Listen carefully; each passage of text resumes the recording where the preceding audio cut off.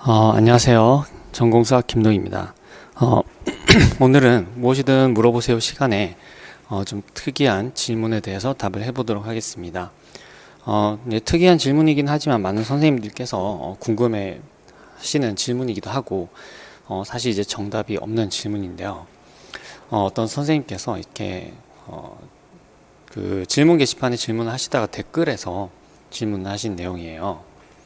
수학 잘하는 비법을 알려달라 이렇게 이제 말씀을 하셨는데 우리가 이제 제가 뭐 답을 해드린다는 건 아니고 같이 한번 생각을 해보도록 하겠습니다. 어떻게 하면은 이제 수학을 잘 할 수 있을까요? 네. 그래서 우선은 질문 내용이 이랬어요. 수학 잘하는 비법을 좀 알려주세요. 네, 제발 비법 특강 해주세요. 이렇게 이제 돼 있는 내용이었는데 거기에 제가 답을 했던 내용을 바탕으로 또 이제 늘 제가 설명회 때마다 설명을 드리는 그런 내용을 바탕으로 이제 설명을 해 보겠습니다. 네. 자, 수학을 잘하는 법. 많은 사람들이 이야기를 하죠. 이건 이제 계획을 세운다라는 건데요. 이거는 어떻게 보면은 우리가 수학을 잘한다라기보다는 이제 시험 대비를 잘하는 방법에 해당할 수 있고 누구나 이야기를 하는 거죠. 예. 그럼에도 불구하고 이제 잘 지켜지지 않을 수도 있어요. 그렇지만은 일단 그렇게까지 중요한 거는 아닙니다. 우선 당장에는요. 그래도 이제 계획을 세워서 계획대로 진행을 해 나가는 것이 좀 더 이제 도움이 되겠다라고 약간 좀 일반적인 그런 말씀을 드릴 수가 있겠는데 조금 더 이제 구체적으로 말씀을 드리면 이게 지금 공부 방법에 대한 특강이기 때문에 제가 무슨 이제 제 수업을 들어라 뭐 이런 말씀을 드리려는 게 아니고 이제 그런 수업을 수강하는 거하고 관계없이 이제 공부의 내용에 대해서 말씀을 드리고자 하는 거기 때문에 좀 조심스럽게 말씀을 드려 보면은 이제 제 수업을 들으라는 얘기가 아니에요. 제가 일주일에 이제 제공하는 그 문제의 양을 한번 러플리 살펴보면은 종일 강의가 있을 때는 대략 이제 25문제 정도 진도를 나갑니다. 그리고 이제 복습 테스트, 확인 학습해서 10문제가 더 추가가 돼서 한 35문제 정도가 되겠어요. 그게 종일 강의가 있을 때고요. 그리고 이제 강의가 많을 때는 그런 형식의 강의가 한 번 더 있어서 대략 한 거의 200문제 가까이가 일주일에 진도가 나가게 됩니다. 그리고 이제 그렇지 않을 때 보통 이제 강의가 많지 않을 때는 그래서 1, 2, 3, 4월이 아닌 때는 이제 그렇게 이제 35문항이 두 번 정도 나가니까 70문제 정도라고 볼 수 있겠죠. 거기에 이제 제가 그 첨삭 수업까지 해가지고 대략 10문제 정도 추가가 되고 그렇게 되면 이제 80문제 정도가 되겠어요. 그래서 보통 때를 기준으로 말씀을 드리면은 대략 일주일에 제공되는 문제가 여러분들이 진도를 나가야 되는 문제가 70에서 80문제 정도. 그래서 80문제 정도로 제가 드리는 걸로 알고 있어요. 자, 이렇게 생각을 해보면은 우리가 단순하게 계산을 했을 때 하루에 10문제 정도를 여러분들께서 이제 진도를 잡으시면 되는 거죠. 그러니까 수업을 따라간다는 생각, 그런 기준에서 우리가 생각을 해보자면 그런데 처음에 이제 무리하게 계획을 세울 필요는 없어요. 사실 70문제, 그러니까 하루에 10문제,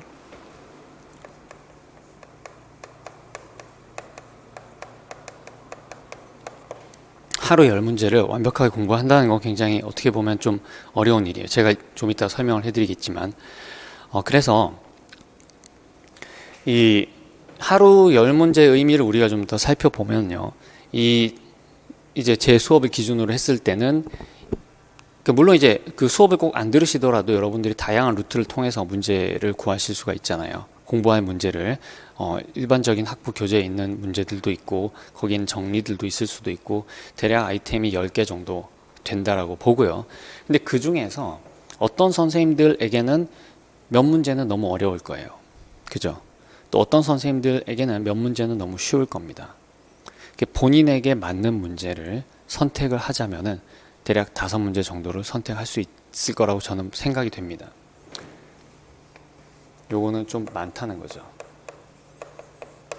물론 공부를 하기는 하되 제대로 공부하는 문제는 5문제, 정리 이런 걸 포함을 해서 5개, 하루에 5개.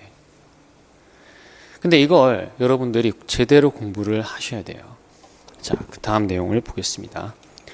목표한 것을 정확히 소화한다. 이게 1번보다 훨씬 중요합니다. 계획은 무리하지 않게 세우시면 돼요. 그런데 이 세운 목표를 정확히 이행을 해야 돼요.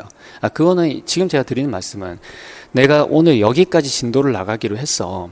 여기까지 꼭 나가야 돼. 이 뜻이 아니에요. 계획을 실천하라는 뜻이 아닙니다. 아니고 정확히 소화한다는 것은 내가 오늘 타깃으로 한 문제가 있어요. 그게 한 문제가 됐든 2문제가 됐든 5문제가 됐든 그 문제를 완전히 내 걸로 만들어야 됩니다. 자, 그 크리테리아는 뭘까요? 문제를 공부했다라는 것의 기준.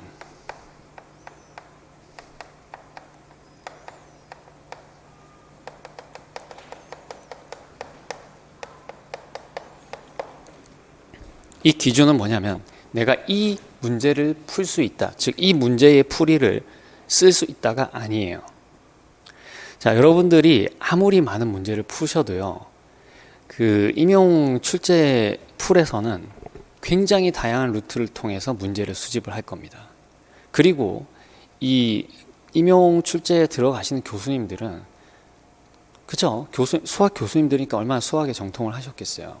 그런 교수님들이 머리를 쥐어짜서 정말 이제 기존의 어떤 정확히 적중할 수 없는 문제를 개발을 하시는데 굉장히 노력을 많이 하세요. 예. 그렇기 때문에 똑같은 거를 내가 풀어서 마치겠다. 혹은 이제 완전 거의 같은 방법으로 문제를 풀었던 것이 나오게 하겠다. 물론 그럴 수도 있기는 하겠지만, 네. 그럴 수 있는 확률은 굉장히 적다는 거죠. 새로운 문제를 풀어야 돼요. 새로운 문제를 만나서 내가 풀어야 돼요. 그러면은 문제를 공부했다는 기준은 뭐냐? 가장 좋은 거는 내가 이 문제를 변형할 수 있는가?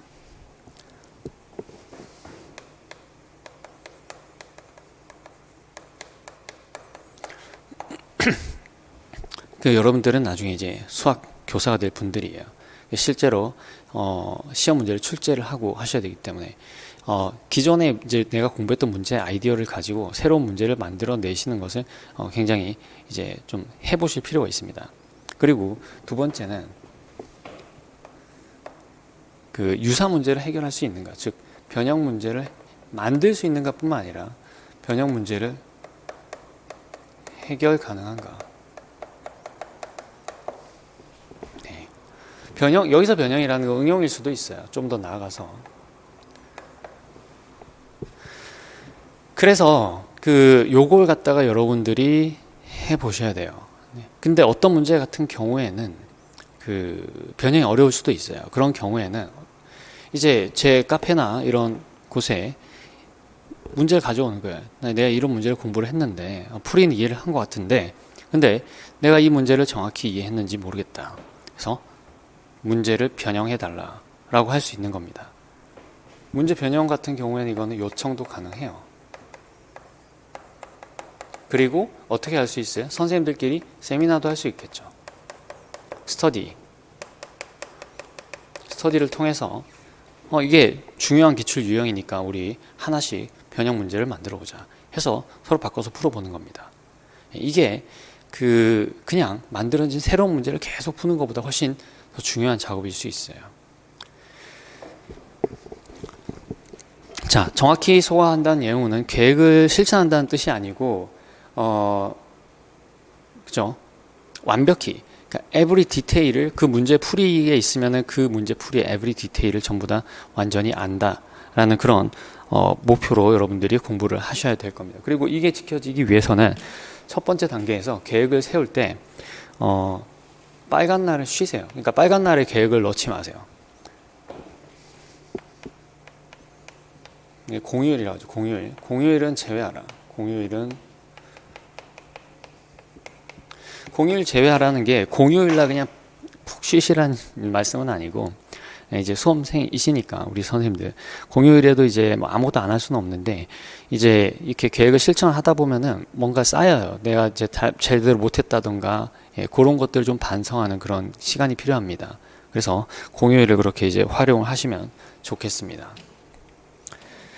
자, 그리고 적극적으로 사고한다. 이거는 이제 좀 약간 모호할 수 있는데요. 이게 저도 물론 이제 다년간 굉장히 여러 가지 뭐 학부생 여러분들 이제 학부 졸업하신 분들이 대부분이고 학부생도 정말 많이 지도를 해봤고요.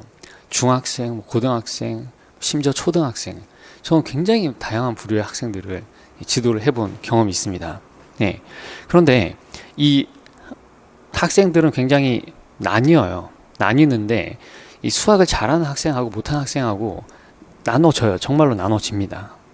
수학을 잘하는 학생이 있고 못하는 학생이 있어요. 근데 그 차이가 뭐냐 이렇게 보면은 물론 타고난 재능이 굉장히 뛰어난 아이들은 있어요. 네. 그리고 이제 타고나기를 조금 이 사고가 좀 어려운 그런 친구들도 있긴 있습니다. 근데 저는 이제 그런 친구들에 대해서 말씀을 드리려고 하는 게 아니에요. 보통의 사고 능력을 가진 그냥 보통 학생들. 근데 그 비슷한 사고 능력을 가진 학생들, 심지어 어떤 학생들은 뭐 더 스마트할 수 있어요. 더 스마트한 아이인데도 불구하고 수학을 잘 이끌어내지 못하는 학생하고 그렇지 않은 조금 이제 스마트한 거는 떨어지지만 대화나 이런 거 해보면 알 수 있잖아요. 스마트한 건 좀 떨어지지만 그래도 수학을 굉장히 잘하는 친구들이 있어요. 차이점이 뭐냐면은 이 적극적인 사고의 차이점입니다.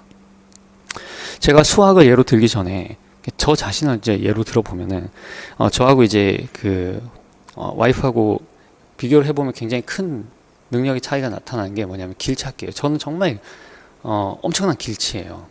예, 심지어 뭐 어디 식당에 들어갔던 길을 나와서 다시 못 가요. 네. 그 정도로 굉장히 길치고 이제 와이프 같은 경우에는 굉장히 길을 잘 찾습니다.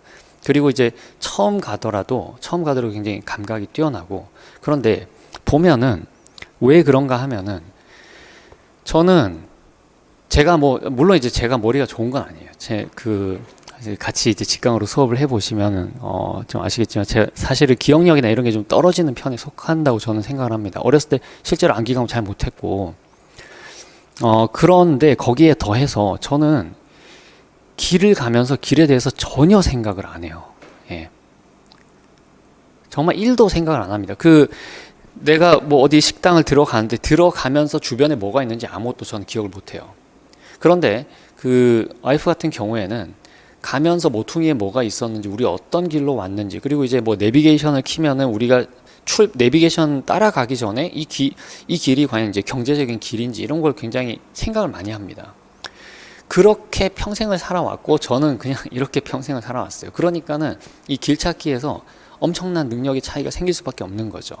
네. 수학도 마찬가지예요. 예를 들어서 저도 굉장히 어렸을 때 미적분화 기본 정리를 공부를 했었습니다. 네, 저는 뭐 사교육 이런 거를 그때는 뭐 별로 없었어요. 제가 어렸을 때는 별로 없었는데 물론 이제 있긴 있었지만 저는 이제 사교육 거의 받지는 않았는데 저는 굉장히 교과서를 열심히 봤어요. 이거 진짜 정말 약간 위험한 얘기인데, 교과서를 열심히 봐가지고, 저는 이제 교과서를 충실히 봐가지고 수학을 이제 많은 도움을 받았다라고 생각을 하는데, 교과서는 정말 좋은 책이거든요. 우리 선생님들도 다 동의하시죠? 미적분학의 기본 정리를 처음 만났을 때 너무너무 신기했어요. 네, 그거 말고 이제 다른 얘기도 있는데, 그건 약간 과학 쪽에 속하는 이야기이기 때문에, 이 수학의 한정에서 얘기를 하면, 너무너무 신기해서, 이거를 정말 많이 증명. 미적분의 기본 정리를 처음 봤을 때 그때로부터 일주일 동안 미적분의 기본 정리를 저는 대충 잡아도 한 50번은 증명을 했던 것 같아요. 실제로 종이에 써서 증명한 게 한 30번은 되는 것 같아요. 적어도 하루에 5번 정도는 해봤던 것 같아요. 그리고 시도 때도 없이 생각을 했습니다. 시도 때도 없이. 이게 어떻게 되는 거지? 그런 현상은 제가 처음에 테일러 정리를 만났을 때도 그런 경험이 있어요. 테일러 정리에 대해서 정말 며칠 동안을 온갖 가지 생각이 다녔어요. 저는 테일러 정리 왜 신기했냐면은 함수가 있는데 되게 어떤 함수라도 요 한 점에서, 이게 해석적인 함수라면 한 점에서 또 로컬한 비헤이비어가 이 전체 모양을 결정한다는 게 좀 너무 신기했거든요. 여기에 대해서 너무 많은 생각을 했었어요. 자, 여러분들 제가 지금 막 제가 수학에 대해서 뭐 굉장히 열정적이다 이런 걸 말씀드리려고 하는 게 아니고 이게 실제로 차이를 만든다는 거예요. 그래서 우리 선생님들께서 자, 지금 이제 임용 데뷔하신 선생님들 보면 굉장히 이제 힘들어 하세요. 수학을 굉장히 힘들어 하시고, 그래서 이거를 정말, 그죠? 수학 공부하기 중노동이에요. 너무 힘들어요. 네. 수학을 굉장히 잘하는 사람도 수학 공부하는 건 힘들어요. 힘들지만, 이걸 좀 즐기려고 태도 변화를 할 필요가 있다는 거예요. 예. 그리고 평소에, 그러니까 내가 오늘 공부한 내용 중에서 좀 중요하다고 생각하는 것들을 평소에 이렇게 생각을 하는 겁니다. 자, 두 학생을 놓고 생각을 해볼게요. 똑같이 2시간 수업을 들었어요. 그리고 똑같이 숙제를 나갔습니다. 둘 다 열심히 숙제를 해왔어요. 뭐 이제 미적분학을 가르쳤다고 가정을 해볼게요. 그런데 한 학생은 2시간 수업을 듣고 둘 다 1시간 정도 가량 숙제를 했어요. 근데 한 학생은 이 미적분학의 기본 정리가 너무 신기했던 나머지 버스를 타고 가면서 생각하고 잠자기 전에도 생각하고 이런 학생이 A라고 해봅시다. B라는 학생은 2시간 동안 열심히 수업 들었어요. 그리고 이제 다른 공부도 하고 뭐 운동도 하고 뭐 하고 한동안에 완전히 잊어버리고 있다가 숙제할 때 그때 열심히 했어요. 자, 그렇게 해서 왔습니다. 다시 수업을 들으러 왔어요. 다음 시간에 왔을 때 그 두 학생이 얼마나 차이가 나겠냐는 거죠. 엄청난 차이가 난다고 저는 생각을 합니다. 그 태도에서. 그 학생들이 해온 숙제와 그 학생들이 들었던 수업의 시간으로 그걸 절대로 매조할 수가 없어요. 예. 그래서 여러분들이 늘 이 수업에 대해서, 이제 수학 자체에 대해서 이제 적극적으로 사고한다. 이게 지금 밑으로 갈수록 더 중요한 거예요. 제가 봤을 때는 이 세 번째가 가장 중요합니다. 그리고 사실 저게 무슨 비법이야라고 하실 수 있는데 다 알잖아요. 다 알죠. 그런데 잘 안 되는 거예요. 피곤하고 버스 타고 가는데 힘들어 죽겠는데 무슨 머릿속으로 수학을 생각을 합니까? 근데 정말 해요. 수학을 좋아하고 그 다음에 잘하는 사람들은 시도 때도 없이 수학에 대해서 생각을 합니다. 정말이에요. 그래서 그런 사람들을 하고 경쟁을 하셔야 된다고 생각을 하시고 이 부분을 꼭 명심하시기 바랍니다. 그리고 조바심 내서 될 거 없어요. 이거는 제가 늘 말씀을 드리는 내용인데 여러분들이 실제로 우리 예비 선생님들도 학생들을 지도해 보신 경험들이 많으실 거예요. 그리고 이제 시험에 임박했을 때 특히 학생들이 어떤 패턴을 보이는지 많이 보셨을 거예요. 거기에 대해서 이제 매니지를 잘 하는 학생과 잘 하지 못하는 학생 이렇게 두고 보면은 큰 특징이 있는데, 매니지를 잘 하는 학생은 시험이 임박하든 임박하지 않든 원래 자기 페이스대로 계속 쭉 진행이 돼요. 근데 그 잘 매니지하지 못하는 학생들은 대체로 보면은 시험에 임박할수록 굉장히 조바심을 내고 이거 했다가 저거 했다가 하기 시작합니다. 네. 근데 그게 무슨 뭐 암기를 하는 그런 문제면 그렇게 할 수도 있어요. 네. 근데 이 수학은요, 그렇게 해서 안 된다는 거 여러분들 다들 알고 계시죠? 대충 봐서 넘어간 거는 절대로 그걸 이용해서 문제를 풀 수가 없습니다. 물론 이제 공식은 외우죠. 공식이나 이런 거 외우는데 공식을 외우더라도 그 공식이 어떻게 적용이 되는지 이런 경험이 없으면은 그게 explicitly 이걸 계산하라고 나오지 않잖아요. 네. 문제 중에서 우리가 필요한 공식들을 떠올려야 되는데 그거 조바심을 내고 이것저것 막 이제 집어넣은 상태라면은 활용이 되지 않을 가능성이 굉장히 큽니다. 네, 그래서 조바심은 금물. 하나를 보더라도 이건 이제 2번이랑도 맥을 같이 하는 건데요. 하나를 보더라도 제대로 봐야 된다. 네, 그 부분을 여러분들 꼭 명심을 하시기 바랍니다. 그러니까는 계획을 다 지키는 게 중요한, 제가 계속 강조하지만 계획을 다 지키는 게 중요한 게 아니라 정확하게 내가 오늘 공부하기로 한 이 문제를 정확하게 공부하는 것이 중요하다. 그리고 이제 제가 말씀을 드리다 보니까 제가 하나 빠뜨린 게 있는데, 제가 그 설명회 때도 늘 드리는 말씀이지만, 그래서 5번으로 하나 말씀을 드리면, 나만의 오답 노트와 그리고 나만의 이론 노트를 유지하세요. 늘 드리는 말씀이지만 오답 노트에는 문제 처음부터 끝까지 다 쓰실 필요가 없어요. 물론 이제 뭐 문제를 잘라서 붙이셔도 돼요. 네, 그것도 괜찮은 방법이고, 근데 굳이 문제를 뭐 여러분들이 그걸 다 뭐 프린트를 해서 붙이고 할 수 있는 여건이 안 될 때 그렇게 하실 필요가 없고, 내가 실수한 내용을 적으면 됩니다. 정말 어이없이 실수한 것들, 내가 이게 풀 수 있는데 실수 때문에 틀렸던 것들, 이제 많이, 저 같은 경우는 뭘 적어놨었냐면은 두 가지인데 지금도 생각이 나요. 어렸을 때 이제 수능을 준비할 때 2항을 하면서 부호 안 바꿔서 틀린 적이 있었어요. 그 다음에 도형 넓이를 구해야 되는데 내가 반만 구한 거예요. 반쪽을 잘라서 쉽게 구했는데 그걸 2배를 해야 되는데 안 한 거예요. 그거를 무슨 중요한 시험이 있을 때마다 보고 또 보고 보고 또 보고 보고 또 보고 했습니다. 제가 실제로 지금도 수업을 하면서 2항 하면서 부호 안 바꾼 경우가 있긴 있어요. 그런데 그 중요한 시험에서는 그걸 반복하진 않았어요. 왜? 내가 그 시험 보기 전에 그 오답 노트를 늘 읽었거든요. 나는 이런 실수를 하는 사람이야. 난 이거 다시 하지 않을 거야. 그거를 여러분들이 정리를 해놓으면 그게 굉장히 큰 재산이 됩니다. 자, 그리고 나만의 이론 노트, 이걸 여러분들이 이론을 갖다가 일목요연하게 처음부터 끝까지 이렇게 막 임용 수학에 있는 그 전공 수학 내용이 굉장히 논리적으로 짜임새 있고 짜임새 있게 짜여져 있기는 하지만 여러분들이 그걸 논리적인 순서로 다 기억을 하실 필요는 없어요. 내가 오늘 공부할 때 사용됐던 중요한 이론, 그것들을 하나씩 정리하는 겁니다. 저는 개인적으로 과목별로 정리할 필요도 없다고 생각을 하긴 하지만 뭐 그걸 이제 과목별로 여러분들 구분하실 수도 있긴 있어요. 근데 그걸 굳이 뭐 단원까지 이렇게 구분을 하실 필요는 없을 것 같습니다. 물론 이제 그거는 스타일이기 때문에 여러 가지 방법이 있는데 내가 논리적인 순서를 꼭 지켜야 되겠다라고 하시면은 낱장을 활용하시면 됩니다. 낱장을 요거는 그냥 이제 논리적 순서와 무관하게 정리하면 되는데